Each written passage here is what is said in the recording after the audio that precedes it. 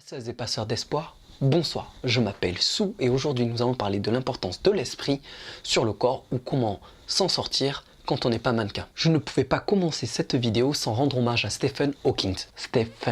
Stephen Hawking, un des plus grands scientifiques de ces 50 dernières années pour ses travaux sur la cosmologie ou ses textes de vulgarisation, s'est éteint il y a une vingtaine de jours, le 14 mars 2018. Mais pas seulement, c'est un des plus bels exemples de la victoire de l'esprit sur le corps. Il a inspiré des générations de scientifiques et de fans de science-fiction. Il a inspiré l'humanité entière. Malgré un handicap qui a paralysé la quasi-totalité de son corps, Stephen Hawking a continué de travailler, à faire des recherches sur son domaine scientifique et à inspirer le monde entier. Il est pour moi le parfait exemple du passeur d'espoir. Pour en revenir à notre problématique de pouvoir s'en sortir, même si on n'est pas mannequin, dans le sens de pouvoir s'en sortir même si notre corps ne répond pas aux normes sociales, c'est surtout l'idée de valoriser l'esprit autant que le corps. Et comme dirait Hela dans le film Thor Ragnarok, What were you the god of again? mais surtout la réponse d'Odin à Thor. Are you Thor,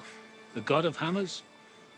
Mais oui, bordel, tu n'es pas le dieu des marteaux, tu es le dieu de la foudre. Et toi, tu n'es pas qu'un simple corps, tu n'es pas qu'un simple outil. Tout comme le marteau de Thor, ton corps n'est qu'un outil. Il te permet d'interagir avec le monde, mais tu es bien plus que ce corps. Si on devait se comparer dans le règne animal, nous ne sommes pas l'animal le plus rapide, nous ne sommes pas l'animal le plus résistant, nous ne sommes pas l'animal aux prouesses physiques les plus incroyables. Au contraire, de ce point de vue, notre corps n'est pas si développé. Mais malgré cela, nous avons voyagé dans l'espace, nous avons créé des choses merveilleuses. Grâce à notre esprit et à notre technique, nous avons transcendé notre condition. Donc la première étape pour réussir dans la vie est de réévaluer la place de notre esprit et ne pas oublier que notre corps est un outil. Pour arriver à mon deuxième propos de la puissance de l'esprit, j'aimerais passer cet extrait du film Robocop. You're not you because of your legs, your arms, your hands. You're you because of your brain. The music doesn't come from your fingers, Michael. It comes from your mind.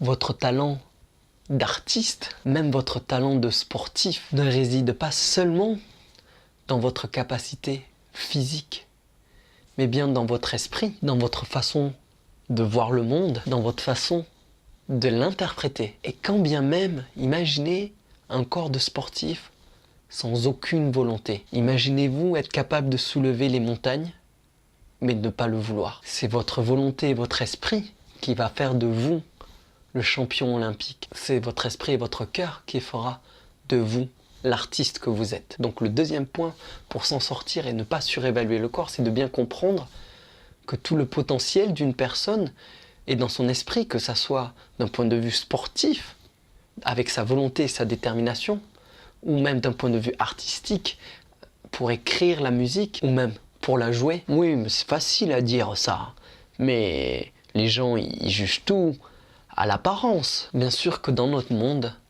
l'apparence joue un rôle important. Elle est la première communication non verbale, la façon dont vous vous habillez, et donc votre corps est la première chose que les gens vont juger. Nous sommes dans un monde de préjugés où les gens jugent avant de savoir. Ah, tu vois, t'es d'accord que l'apparence est importante? Bien sûr, mais survaloriser l'apparence a de gros problèmes. Premièrement, l'obsolescence programmée.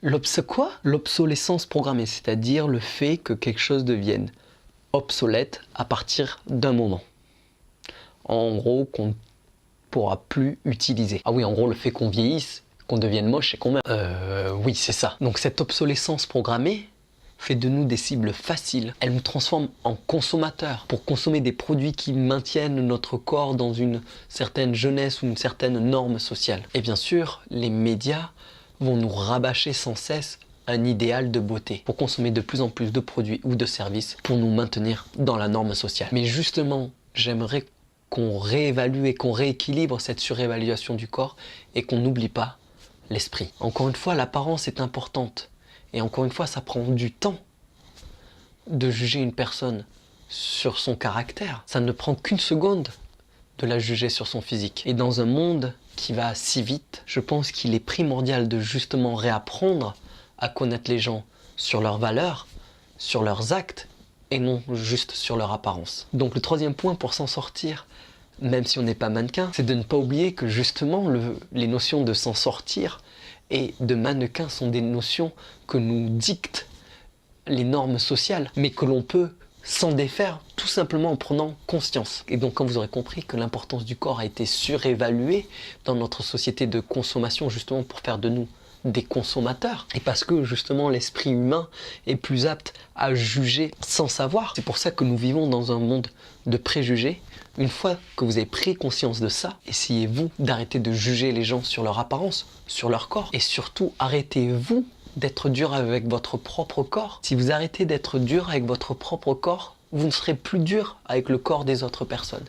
Et du coup, les autres personnes seront moins dures avec votre propre corps. Et si vous valorisez l'esprit, si vous prenez le temps de faire connaissance avec les gens, de valoriser leur esprit, leurs valeurs, alors vous rencontrerez des personnes qui valoriseront votre esprit. D'ailleurs, ça sera le thème de la prochaine vidéo, comment rendre le monde meilleur. J'ai mis juste en dessous de la vidéo des liens pour voir les discours de Stephen Hawking qui sont vraiment très intéressants, ainsi que sa biographie. J'ai mis aussi le concerto d'Aranjuez qu'on a pu écouter dans Robocop. Je crois que par là s'affiche un lien pour s'abonner et par là une vidéo. Ou l'inverse, je sais pas trop. Merci d'avoir regardé cette vidéo jusqu'au bout. Soyez le mouvement et répandez la lumière. Ciao!